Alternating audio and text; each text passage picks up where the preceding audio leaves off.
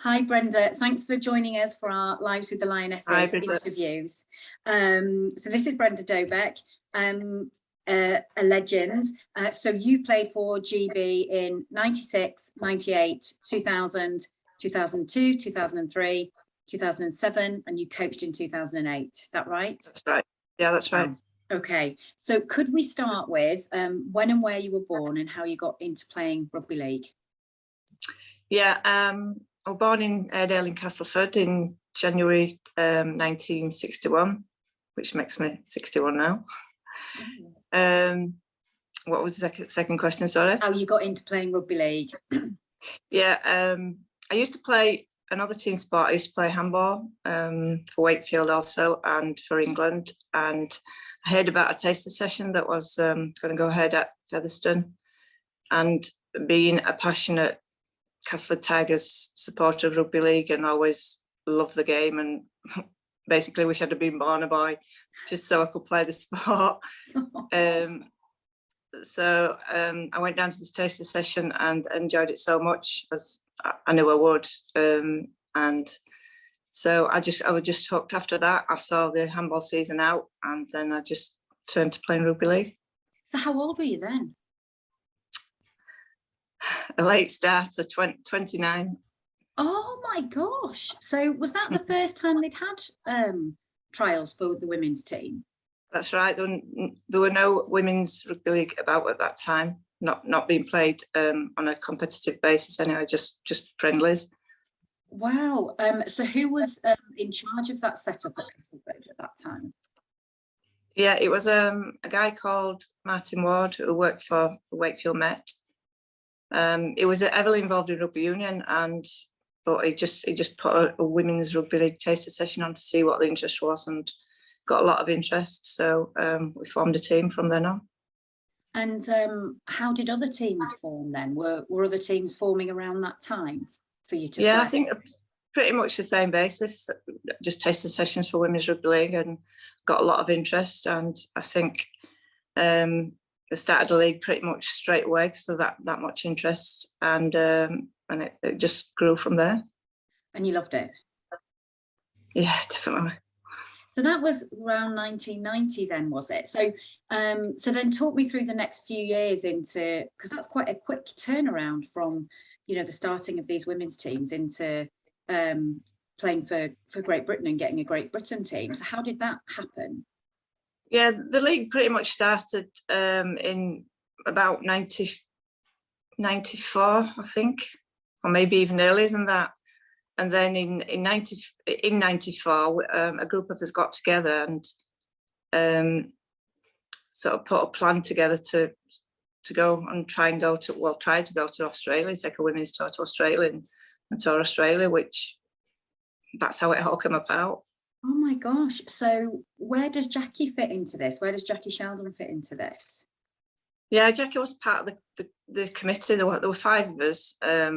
Julie Lee, Jackie Sheldon, Anne Thompson, myself, and another girl. I don't remember her name, but we formed this group, and like I say, planned to take the tour to Australia. And Jackie was a big part of that. She a massive part of that. And from that group, Jackie, we got a coach and a head coach, and Jackie was the assistant coach on the tour. Wow, gosh. So so how did it happen then? How did you did you fundraise? What happened to get you to there in 96 then? Yeah, there was no help with funding. We had to do it all ourselves. Lots and lots of fundraising, really hard work. You can imagine taking 24, I think it was 24 players and about 4 staff to the other side of the world. It costs a lot of money. So we begged, stealed and borrowed, and just to get there. And we it took 2 years to do it, and we got right up to the very last week before we were due to fly out. We didn't even have enough money then, so it was put on hold a little bit as to are we going to go or we're not going to go. And that was just a week before we actually flew out to Australia. Oh my gosh. So so you went, obviously, and can you talk me through your memories of that? I mean, it sounds, from what I've heard from other people, it sounds an incredible experience. Yeah, I mean, it was so exciting going to the other side of the world and playing for your country, doing something that no other team had ever done, gone to Australia on the women's side and taking on the Aussies in the back garden, really. So yeah, we went for 3 weeks.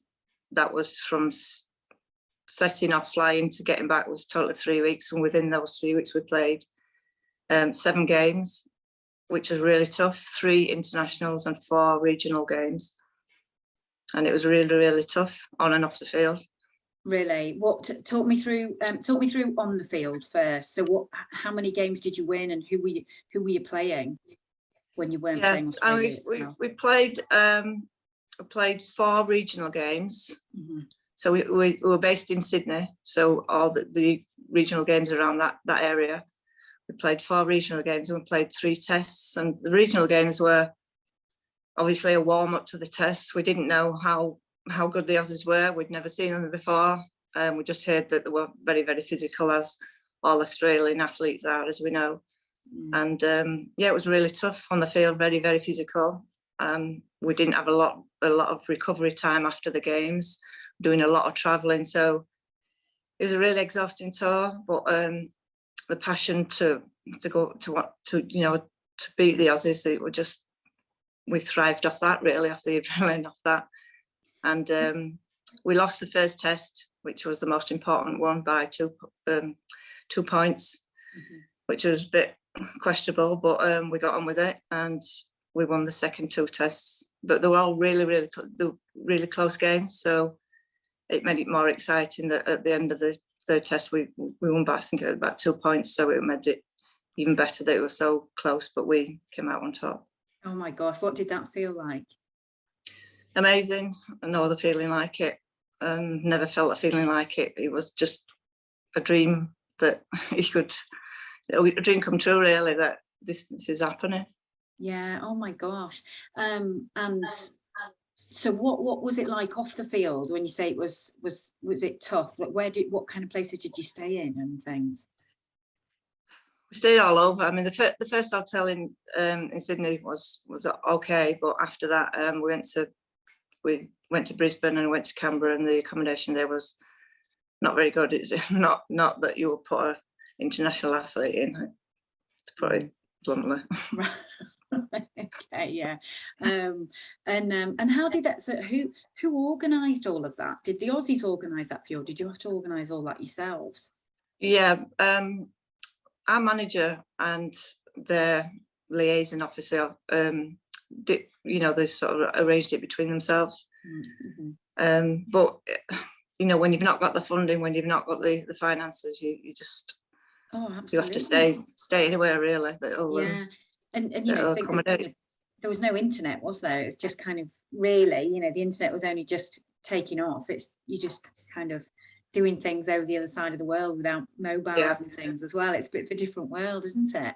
So did that really kind of, was there a great team spirit in that then? The first time people had gone away, the first time you'd all played properly together and what have you, was it amazing? Yeah. It was. I mean, when you get a group of sports people together, going to do something that nobody's ever done, like I said before, the passion and the will to win is just makes a great team spirit. And I think within team sports, you have to have a good team spirit, and it's a happy battle, really. What did your family think of it? Very proud. I mean, when I played at club level, they came and watched all my games. I was so proud that I played rugby league. I come from a rugby league family anyway. I had 3 players that played at semi-professional at that time. So we were all interested in rugby, and they came and watched me all over the place. So yeah, when I got selected to play for my country, they was really proud. Oh, that's amazing. So can you talk me through your next one? So that was 98. What was that one like? How did that differ and went on? Yeah, the next one was 98. That was New Zealand. at that time, New Zealand were just unbelievable. We thought the Australians were physical and tough and strong, but the Kiwis were twice that. So we didn't have a very good successful tour in New Zealand. We learned a lot, but it you know, we still enjoyed it, but it was just a bit of a wake-up call, really, as to where we were within, you know, the standard. Really? So in terms of the kind of fitness and things, or skill level, or a bit of both? Everything: fitness, speed, stamina, everything. They're just really? big girls are the Kiwis, yeah. Okay. Big girls are where. Yeah. Was it good though? Did you enjoy it as a tour? Did everyone? We did, yeah. Good laugh. Yeah, we did, and we learnt a lot about the culture in New Zealand, which was really, really interesting and fascinating, and something that, you know, well, some people don't even go to see in a lifetime to see things like that, and to go out and experience all that was it was amazing. Oh wow. And again, you had to fundraise to get there, presumably. Yeah. So similar kind of things. Yeah, start all over again, fundraise again, you know, asking the same people, and it was really hard. Yeah. Was it I've kind of, when I've kind of spoken to other people about it, talk about it being really hard, but also quite good for kind of just making you more determined, I suppose, to succeed and to show people what you can do. Yeah, definitely. I mean, to go and play against the Kiwis and the Aussies is a massive you know, it's a massive struggle in itself, you know, because of how good they are, and then on top of that to worry and be stressed about fundraising, and it were a double whammy, really. So you know, but it's character building. Yeah, definitely. So then after 98, there was 2000. So in between times, you were presumably still working and playing at club level. Yeah. So right. what was the training like in between for GB, in between the tours? It sounds quite intense and hard. But the training, it sort of, obviously after the tours, it just died off a little bit, because it's down to fundraising again, and you know, players were coming from one end of the country to the other end of the country, and they had to pay for all their travel expenses as well. So it was difficult for players. I mean, we did a lot of the training was my area based, so it didn't affect me as much as like the Cumbrian girls and, you know, people that were traveling a long way. It was really tough on those. But we just, as the tours got closer, it were down to training once a month, and that's all we had really as a national side, is training once a month, which is not really enough to, you know, to compete against the best in the world. And did you do that at the same place every time? So was that round near you? Was it the same venue? And yeah, different venues really, wherever anybody would accommodate us for free. Yeah, okay. You know, there were quite a few clubs that, you know, took interest, but again, the facilities, the majority of the facilities weren't probably quite adequate enough for the challenge that we had. Yeah, definitely. And was there a kind of a difference? Did you see a difference in the time when you started before 96 to kind of leading up to 2000, in the kind of training that you were doing and what was being asked of you as a group? Yeah, because you know, nations get stronger. We wanted to get stronger. Obviously, you have to up the intensity of the training and bring in new ideas as to, you know, how we can beat, especially the New Zealanders. And yeah, it changed a lot. I mean, we've got a different coaching as well. So Jackie Sheldon was coaching at the time, so she had different ideas. So yeah, fantastic. Things changed.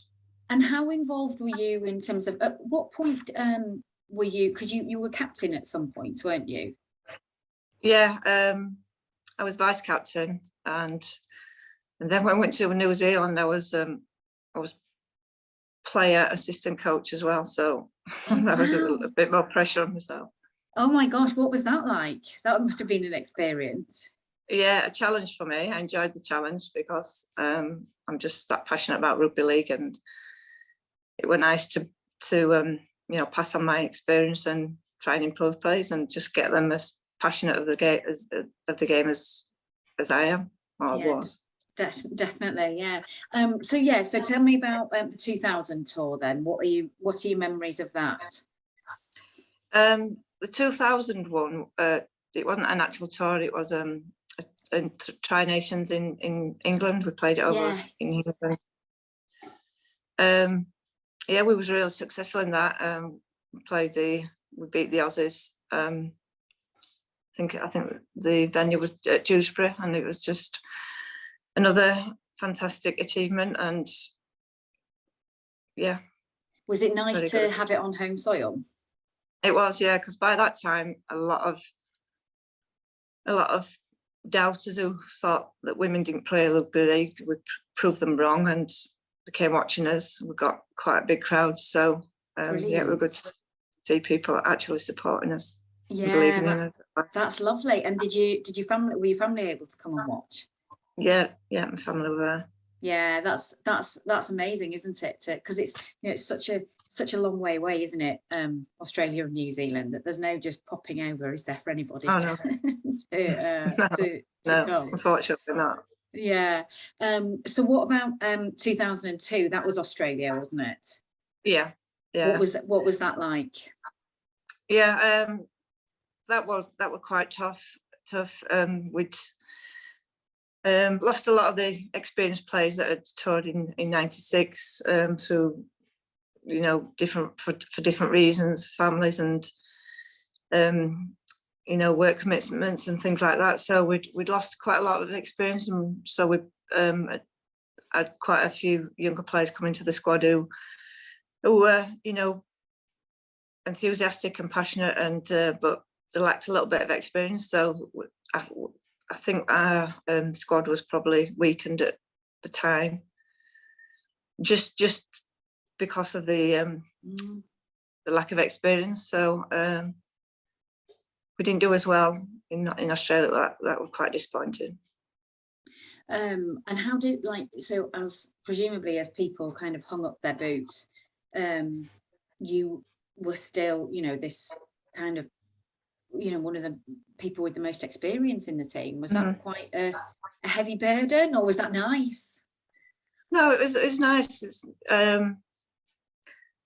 Yeah, it was nice. It wasn't a burden at all. I mean, I just wanted to play rugby league, and you know, having good players around you makes you a better player anyway. So I was just passionate about, you know, bringing new players in, and seeing new players come in and seeing them develop and putting them on that international stage. And yeah, they do learn quick. So it was quite interesting to see how quick they did learn, and just through the passion of wanting to play.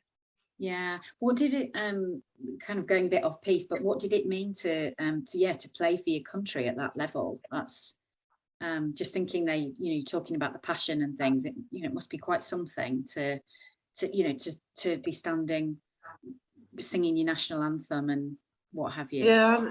There's no better feeling than representing your country and stood, you know, in front of supporters and people. And listening to the national anthem, it brings a tear to your eye. It makes you, you know, your hair stand on end, and it's a bit of a surreal feeling, really. Yeah, I bet. And not one that many people get to experience. No, definitely not. Yeah, definitely not. So that was 2002. So 2003, were you back over in New Zealand? In New Zealand, yeah, that was a World Cup, yeah. Okay, and what was that like? What was so that's your second time in New Zealand for playing, yeah. And what was your role in the team at the time? Were you captain? I was captain, yeah, captain. How was that? An honour, really. Just you know, leading the team, or trying to lead the team, and it was and another disappointing tour, but you know, it's always great to play at the other side of the world and play against the best players in the world. So, you know, however disappointing it is, it's just an experience and something that I would never ever, you know, have not tried to do, or, you know, I relished what I did, and really enjoyed what I did. So it was just, yeah, just an honour. And yeah, so how many? I've heard people say that there were lots of different countries for the 2003 World Cup, that it was really kind of a nice cultural feel to it, and what have you. Is that right? Did you feel? Yeah, that's right. I mean, yeah, we played against teams that I've not heard anything about or not seen. We didn't even know if they had a team like Tonga and Samoa and teams like that. They were pretty much the same statures as the Kiwis, big girls, strong girls, and not as experienced and as, you know, not as good as the Kiwis, but it were nice to play against countries like that, and they relished it and they loved it as well. Oh, that's great. And what was that like off field? Do you have any nice memories of that tour off field? Was it again a nice atmosphere and good friendships and things? Yeah, it was. I mean, when all the countries get together, and it's just, you know, enemies on the field, but off the field, everybody's friendly and you know, really welcomes you into their countries, and you know, it's great. It's a great feeling. It's a great experience. Wow. So that was 2003. So then you played again in 2007. And I mean, thinking about when, you know, you just said that you were a late starter, so 29. So, you know, that's amazing, like Brenda, isn't it? That your fitness levels just must be like off the scale to like, you know, wow. So in 2007, you were 46. Is that right? Yeah. Oh my gosh! Like, and you're still going. That's amazing. So what was 2007? Where were you then? Was in England. Oh, okay. And was that a Tri-Nations, or was that a World Cup? No, Tri-Nations. Tri-Nations. And how did that go? What was that like? I can't remember actually how we did, but it would have been exciting. It would have been just as I would have been just as passionate then as I was when I went back to Australia in 1996. I never lost any enthusiasm or passion, no matter how old I was, to play rugby league. And I just, as soon as I stepped on the field, I enjoyed every minute of it, as tough as it was, and as old as I was, I still enjoyed it. But it's incredible, though, isn't it? Like you just, to how many you competed in, and at that level, it's a bit mind-blowing. I think that's absolutely brilliant. Did you know that it was going to be your last when you were doing it? Realistically, I obviously probably shouldn't have played as long as I played, but why though? What, like, oh my gosh, if you make it in the team and you're still leading the team like that, there's no reason, is there? I suppose when you think about your age, I know you shouldn't think about your age because it's only a yardstick, unless you should think about, you know, how you're feeling when you're playing. And that's why, as long as I played as long as I did, because of course I felt the hits and the bruises and everything else that goes with playing rugby league, but I'm just so passionate. I never ever wanted to stop playing. Oh my gosh. So why did you hang up your boots? Well, I was chosen to be head coach for England. I was appointed head coach for England, and I just thought that, you know, at that time, then I should just concentrate more on coaching rather than playing. Put all my efforts into coaching and playing. And how was that transition then? How did you find that? Because that's hard as well. Yeah, I still played at club level after that, but my international career was ended then. But yeah, it's difficult, you know, something that you've done for a long time and passionate as I was, for it to come to an end. It's a bitter blow, really. Oh yeah. And did you so what was coaching like? Did you find it quite kind of seamless, that transition from player to coach? No, not really. I mean, I know most of the girls anyway, and I knew a lot about their abilities, and it would just, I just tried to pass on all my experience of what I knew and guide them more than anything, because like I said, I knew a lot about them, and I think they just need, you know, a lot of guidance. Yeah, I've heard, you know, I've just heard so many amazing things about you, being a, you know, sharing your experiences with people and helping them become better players and things, and it's just really lovely to hear, and you must feel really proud of that. Like, that's nice. It's nice to know that. It's nice to hear that as well. So yeah, it makes it all worthwhile. Oh, definitely. So what, kind of looking back, what do you think are the you know, the positives and the challenges that you faced in your international career? The positives, I think, when I first started playing rugby league, you know, there are a lot of doubters about women playing rugby, that, oh, women don't play rugby, women can't play rugby. And I think what we did, or what I was part of a squad going back to the Lionesses that you know, went out and proved that women can play rugby to a high standard. And it's quite pleasing to, you know, what we did back then. It's got so much further ahead now, and I think we set a base or a platform, and I think it's been built off that. So I feel proud that I was part of that, and so that's a positive to my positive thoughts of being involved in rugby league. Definitely. What do you think the hardest bits were of all that great international career? Going back to touring, just having to fundraise, having a lot, you know, things to put pressure on you that you shouldn't have had put pressure on you. You should just being able to go and train and play and not think about anything else other than that, and putting all your efforts into that.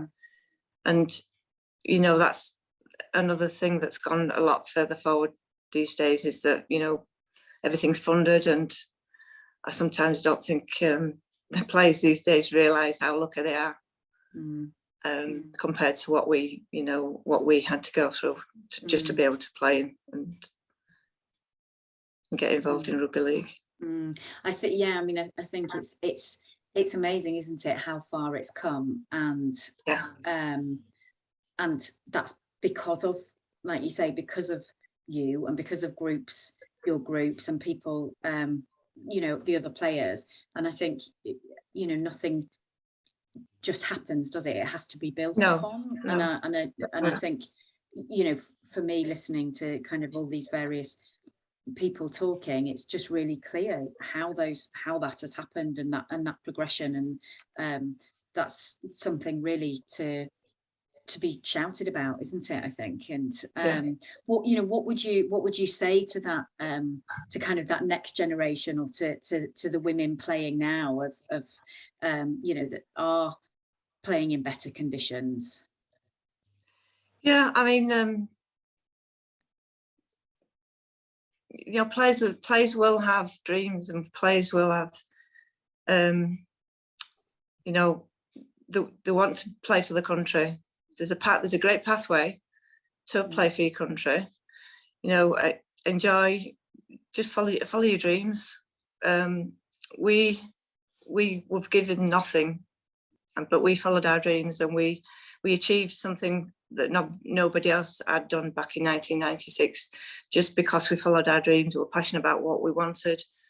We didn't for 1 minute believe that we could achieve what we achieved, and we just followed our dreams, really, that, you know, we can do it, we will do it, and we did do it. And I've got a World Cup coming up this year, so a world stage goal, you know, for the players that are fortunate to be involved in, well, will be fortunate to be involved in the England team at that time, is just go on that world stage and prove what you can do, show your ability, and yeah, just go out and just relish playing rugby league, enjoy it. It's sometimes it's a short career, so just go out and just enjoy what you're doing.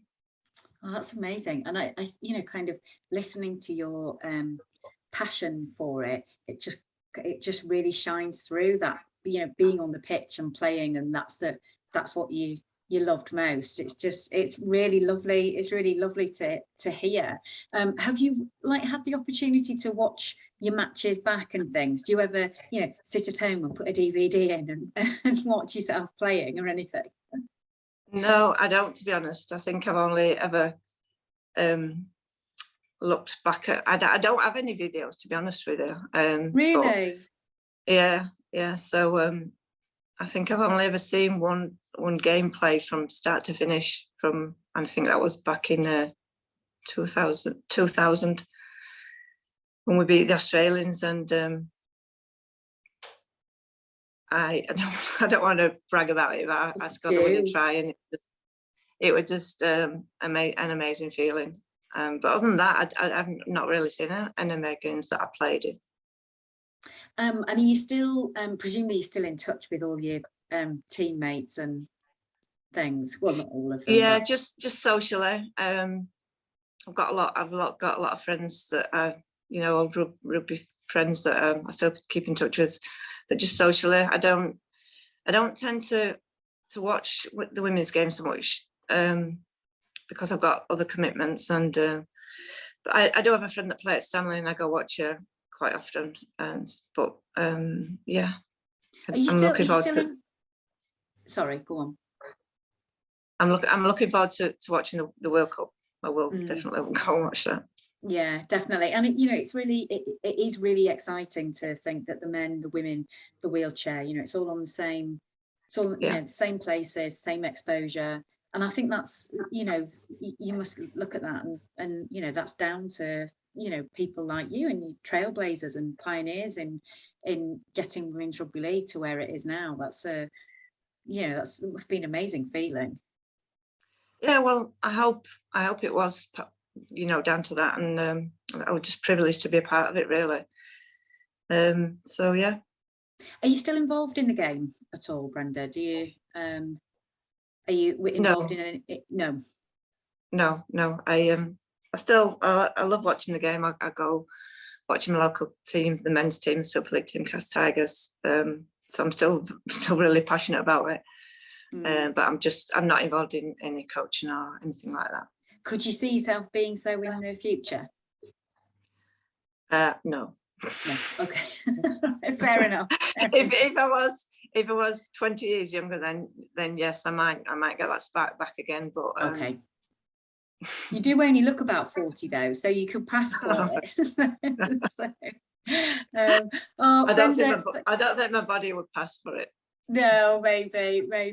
Oh, Brenda, thank you so much for that. That's absolutely amazing. It's absolutely lovely to hear.